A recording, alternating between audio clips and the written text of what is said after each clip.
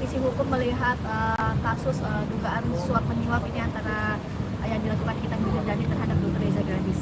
Ya, pertama-tama saya berbicara sini sebagai praktisi hukum ya. Kalau dulu pernah jadi pengacara Nikita, tapi untuk kasus ini saya bukan jadi pengacaranya, sehingga saya bicarain dari sisi praktisi hukum.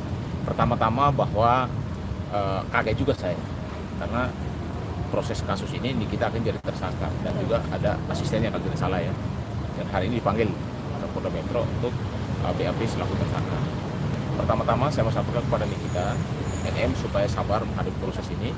Yang kedua, sebagai praktisi saya melihat bahwa penetapan tersangka ini ya dalam kasus di sini ada pengancaman dan ada dugaan pengancaman dan pemerasan. Dan penetapan tersangka udah pasti polisi sudah memiliki dua alat bukti yang cukup kuat dari random cerita gelar perkara dan lain sebagainya. Tapi Nikita masih punya upaya hukum untuk lolos dari perkara ini. Yang pertama, lakukanlah restorasi justice supaya persoalan bisa didamaikan, dicabut perkara dan selesai. Yang kedua, ada upaya hukum yang bisa membebaskan Nikita Mirzani adalah lewat pra peradilan untuk menguji bahwa apakah status tersangka disandang kepada Nikita itu sudah sah, sudah memenuhi prosedural atau tidak secara administratif hukum.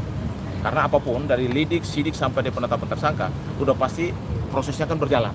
Tetapi apapun itu, MK memberikan ruang kepada tersangka untuk melakukan yang namanya upaya pra peradilan, dan itu sering kami lakukan.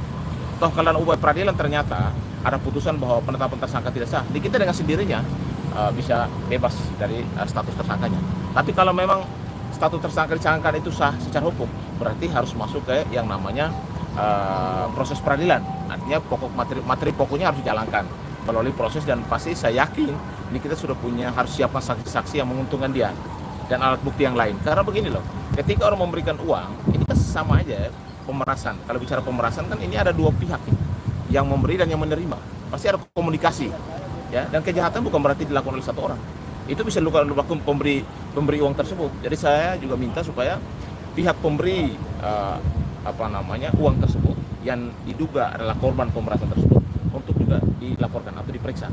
Karena bagaimanapun kedua belah pihak punya niat jahat yang sama, sehingga muncullah kasus kriminal atau pidana tersebut. Sehingga jangan Nikita Mirzani aja yang diperiksa, tapi juga kepada pihak Nikita untuk melaporkan si pihak ini juga. Kenapa? Karena dia memberikan peluang. Niatnya ada. Kalau bicara pidana itu tergantung dari mens rea, niat jahat. Apakah yang memberi uang tersebut ada niat jahat atau tidak? Ya lakukan pemeriksaan.